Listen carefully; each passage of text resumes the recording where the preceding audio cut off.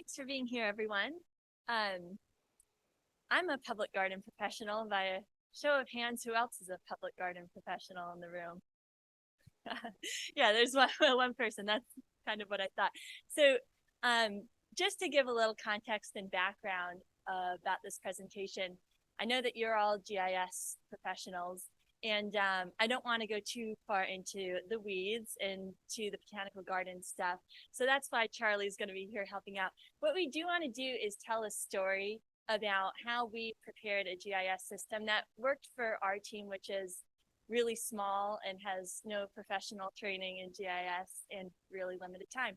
And it really works for us. So hoping that there's some universal themes that we can kind of pull out from that will be relevant to all of you here.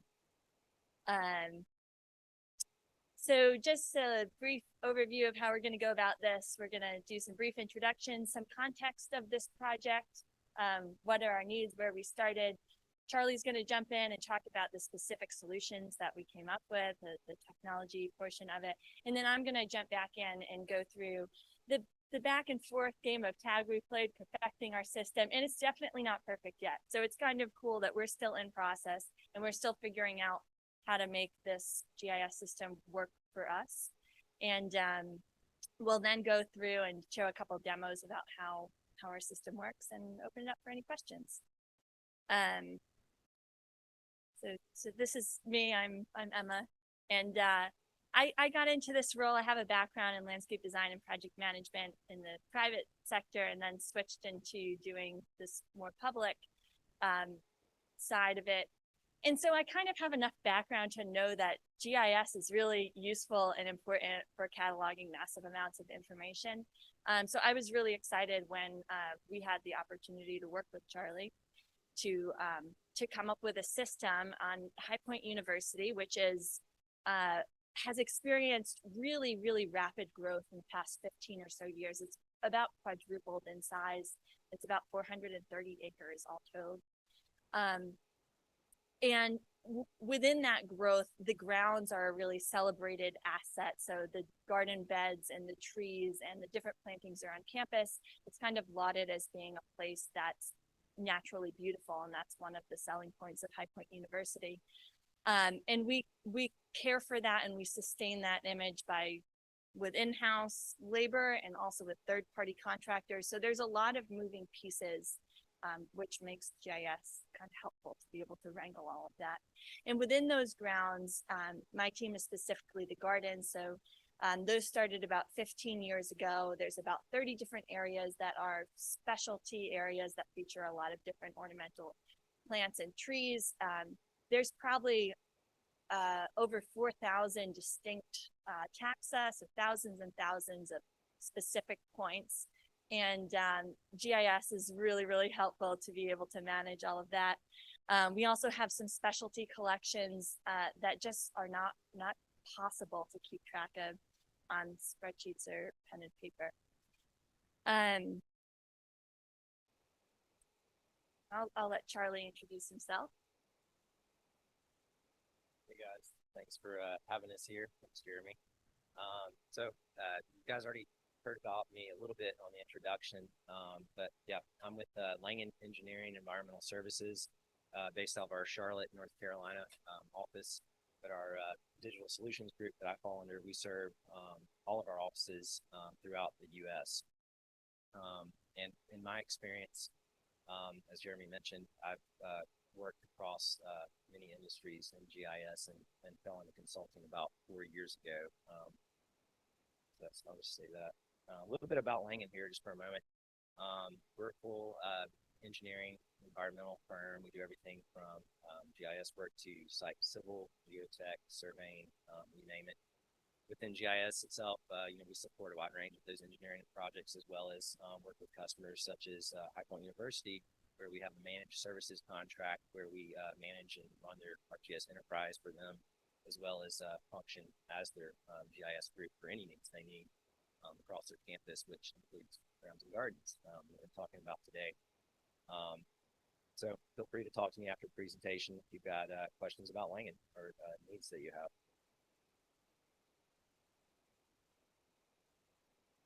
Back to you.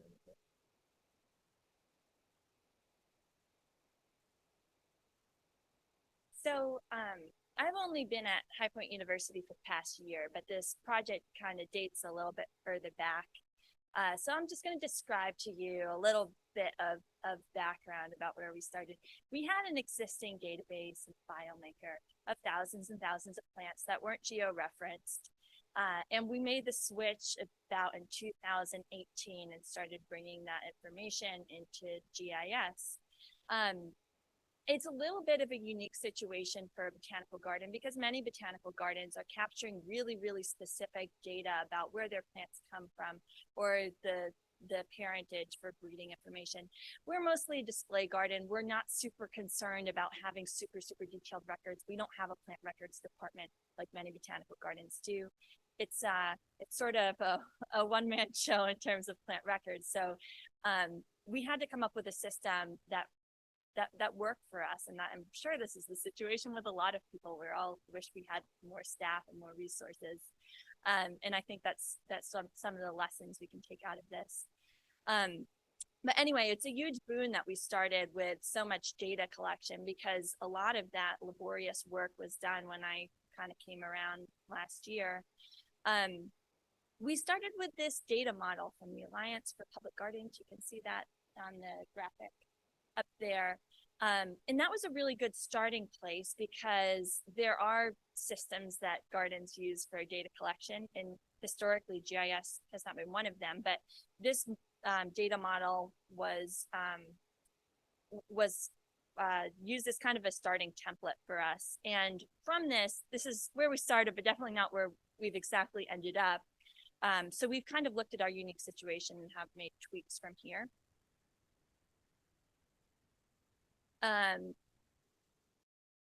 And again, so when I joined just about a year ago, and I think it was my second week that I was told there was this meeting about GIS. I was like, oh, I did that back in my undergrad a little bit. Let's see what this is all about. And learned that we had already done an extensive amount of mapping, and different departments on campus had been mapping utilities and safety. But on my team, at least, and even in other departments, I really didn't hear a lot about people interacting with our GIS system or using it at all in their day-to-day work.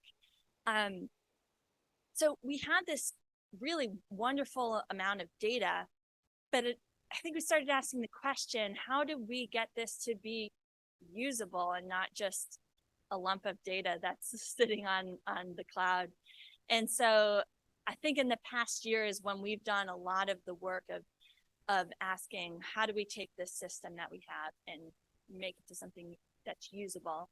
Before we jumped into that, Charlie's going to talk a bit about what are the actual tools, what does our actual setup look like, and then I'm going to take it back over and talk about the kind of iterative process we went through to get to where we are now. All right, Emma.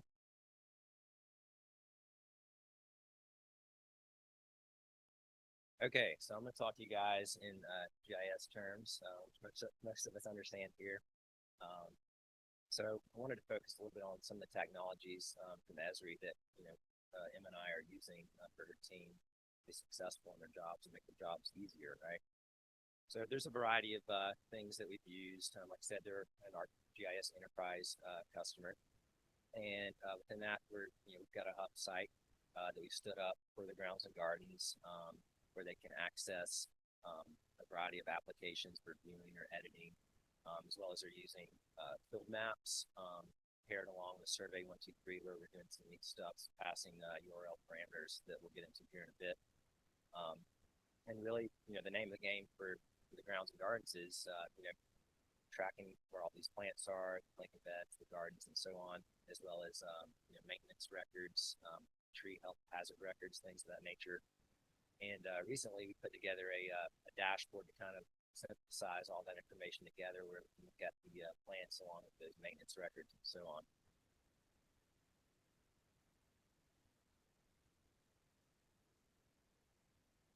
Trying to get this keyboard to move. Here we go. All right, so I mentioned the hub site. There's a view up on the upper right of kind of what that looks like. Our goal on that was really try to keep this focused and simple realizing that much of Emma's staff, these are not folks who sit behind a screen all day.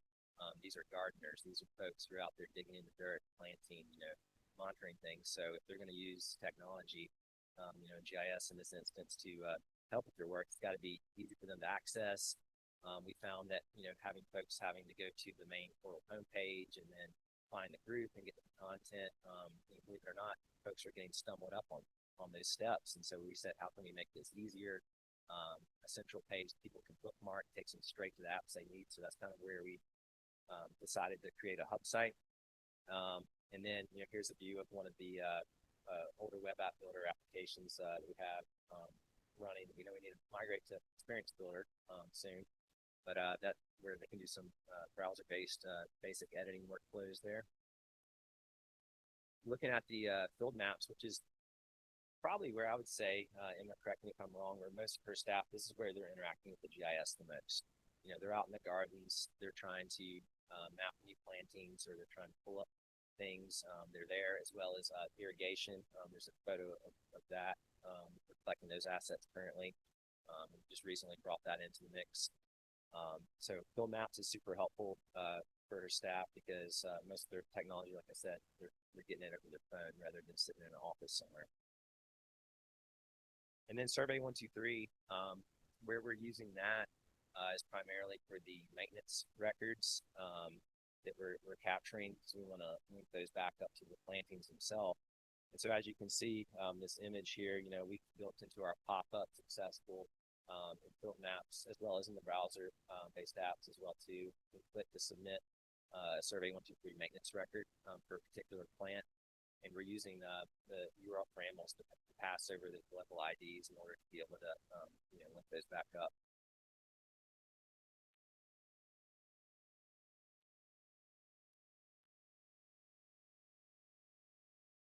And then finally, the dashboard, something that Em and I have just been working on since the last few months, kind of pulling all this information together, because we got to a point where we said, well, we've got, the field maps, we've got the Survey 123, we've got this browser app, but, how can we easily pull all this information together in one place for, Emma in particular, or one of her other staff that helps manage the records, to easily look at these maintenance items along with the plantings themselves.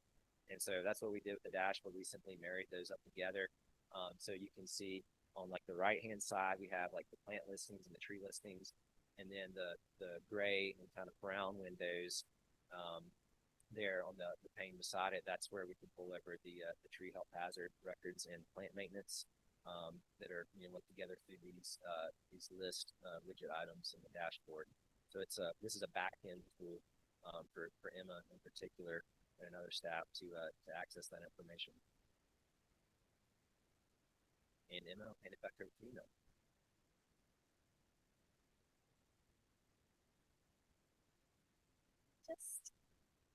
There's one thing I wanted to say on the slide before. Bear with me. I was going to say, if you were actually using your GIS system, you wouldn't have trees in an arboretum that looked like that. So this is what we're trying to avoid. We have a lot of the tools that can help us make maintenance requests so that we know when our trees look like they're half dead and can avoid that. So that's what we're working towards. So I'm going to jump back in and tell a little bit about how we arrived to a system that really works pretty well for us now. And just asking ourselves a series of really basic questions, and this might seem super obvious, maybe it is, but we started by asking ourselves, why did we want GIS? And what barriers prevented us from actually engaging with it and using it? And then from that, we kind of figured out, okay, how can we adapt it to fit what our actual needs are? So first off, why did we want GIS? And really thinking in concrete terms, what specific uses do we need this system for? And what we found is we just need to know what's in our collections. An example of this, this is a picture of a small planting job, and there's 500 new plants. I can't remember which 500 plants went in. I had a professor the other day ask me, do we have any bald cypress on campus that I can show to a botany class? And somebody I didn't know, but I was able to look in our GIS and say, we do have a bald cypress. I know exactly where it is. I went and made a cutting and delivered it. And that was an amazing use that I wouldn't have been able to do actually. And, notwithstanding, we're a botanical garden. We just should know what we have in our collection. So this allows us to do that. The other really basic thing we need to know is we need to track changes in our garden. I'm only here about a year, so I can't really tell what the history of the gardens was, but with GIS, I can tell what was happening in 2018. And if things die or are no longer there, I can decide as the curator, do we want to go back to the initial design or do we do something different? It's kind of like a history of what has happened. It's also, we need to see what does and doesn't perform. Very recently, we could see from the GIS data that we had roses in a certain area that were no longer there. So obviously they had died. So we're not going to put roses back there because for one reason or another, it was probably an irrigation issue. The roses didn't work. We're going to go with something that's more drought tolerant. So it really helps us to track what's going on in the garden. Another use that we need is to be able to take pictures around our extensive garden areas of specific plants to be able to see, is something declining or is it looking better after a certain treatment? And if you're just snapping pictures on your phone and hoping that you'll find them again in 3 months, you won't. GIS is really great because it's just an amazing bucket to be able to tag photos attached to plants if you need to track information like that. And we also need to organize and plan for maintenance. We have thousands of trees on campus. We're a team of 4. We're not getting to every tree on a weekly basis. So we know that this tool can help us to plan for that. Are they getting visited every year or every 3 years, and having a maintenance regime that's set up ahead of time.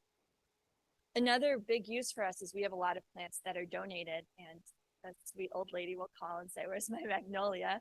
And if it's died or is in a certain location, we can just type that magnolia and look it up, say, oh, Mrs. Sweeney, it's here. Here's how you walk to it. And she's happy. That didn't happen before. And we had some situations where we had angry donors because we didn't know where the plants were. And then on the barrier side, I've touched on this a bit, but we're a small team of gardeners and horticulturists. We're out in the field most of the time. We have really limited time. And so we knew that this solution had to be tailored to those needs. Nobody had even knew what GIS was on our team before doing this process. So no formal training. Another big barrier, and I think this applies to a lot of people, if it's not in your typical workflow and you're used to doing things a certain way, it just takes time to integrate new habits. And so that was a kind of hurdle we had to get over, is figuring out how in our day-to-day routine, when we're doing activities like planting and weeding and fertilizing and watering, do we work in tracking plants and collecting data? Another thing that we came, this is so simple, right? Login issues. People couldn't figure out how to log in and get past turning the VPN on.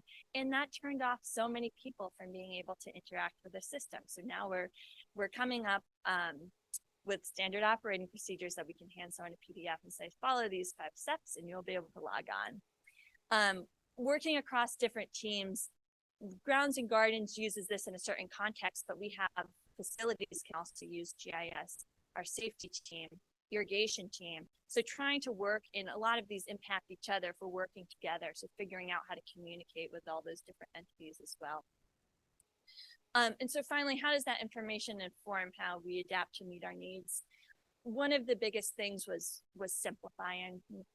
I kind of, I thought of, it's sort of like when you order a pizza and they have all those check boxes on the side and you get like cheese and peppers and onions and eggplant and ravioli and whatever. And like one of the options is anchovies. So who's ordering an anchovy pizza?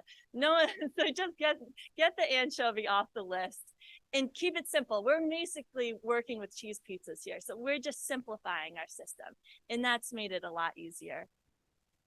Making the data more graphically readable. This seems super obvious too, but having dots that are different colors where we can immediately visually distinguish. I think sometimes as GIS people, you can distinguish the data really easily, but for the rest of us, we need like color coding. And so things like that have helped a lot. Another thing is just test driving it, not making decisions from the computer about what's going to work and what's going to not work.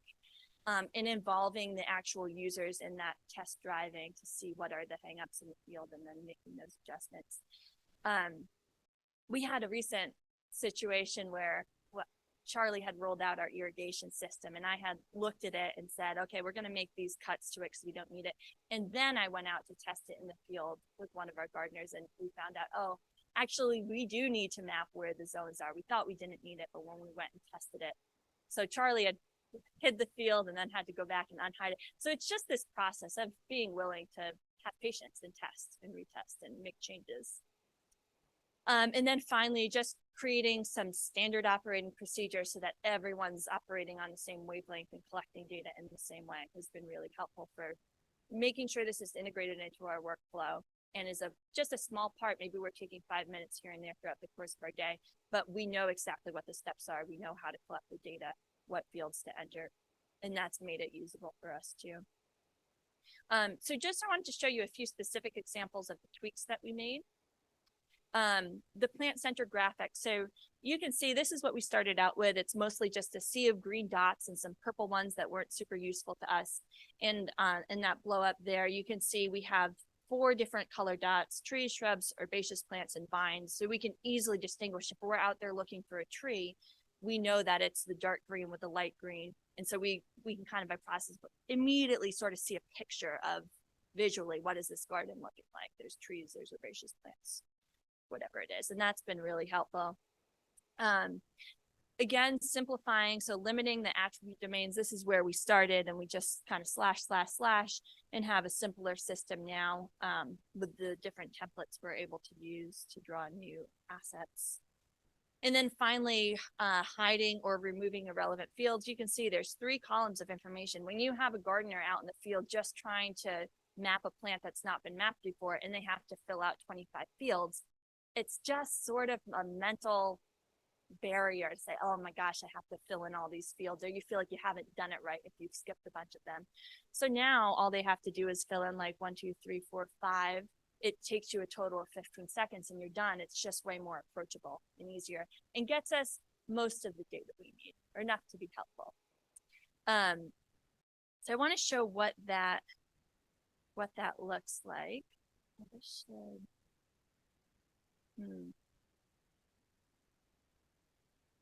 Oh yeah.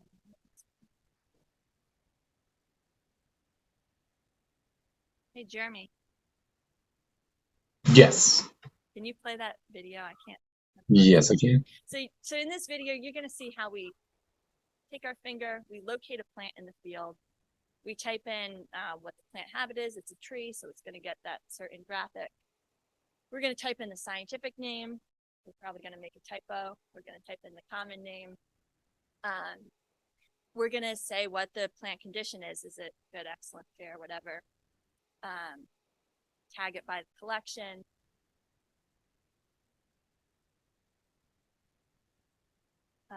We're going to add some comments. This is a real thing. It happened to the dead. We needed to remove it.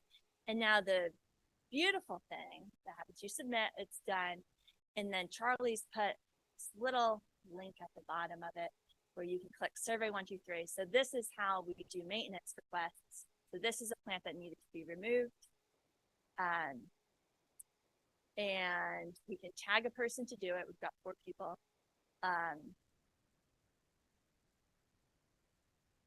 Do the maintenance type. What's happening here? Should I just stop talking? Okay. And you send it.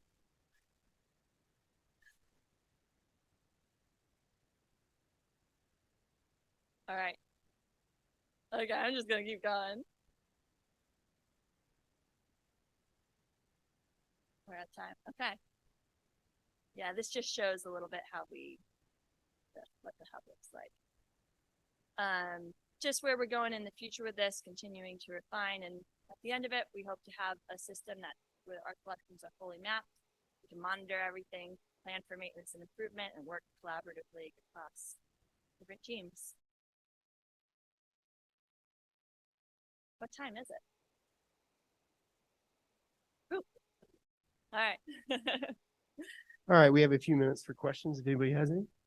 All right, we'll just go front to back. Do you have any plans for the future to have a public facing survey that students could submit? No, that's a great idea. Yeah, that would be cool, especially if we could have something that's simple enough. And yeah, easily editable so that we could verify what students are inputting, but that's a great way to get more student engagement. Techie question. Regarding your plantings versus the maintenance, is the maintenance a related table or a separate feature layer? So when we started off with the original data model, we had it under a related table. But when we shifted to the new workflow, we're using Survey 123. It's actually a separate feature class, so it's not truly related. But because we're using the URL parameters to pass the global ID over, we're able to take that and then we're linking it back up through the dashboard view. So it's not technically a related table. Thank you. All right, any other questions? Another public facing suggestion, if you made something public facing, then perhaps you could have people choose to adopt a particular tree and send you more money for the project. Yeah, very cool. All right, anything else? All right, thank you, Emma and Charlie.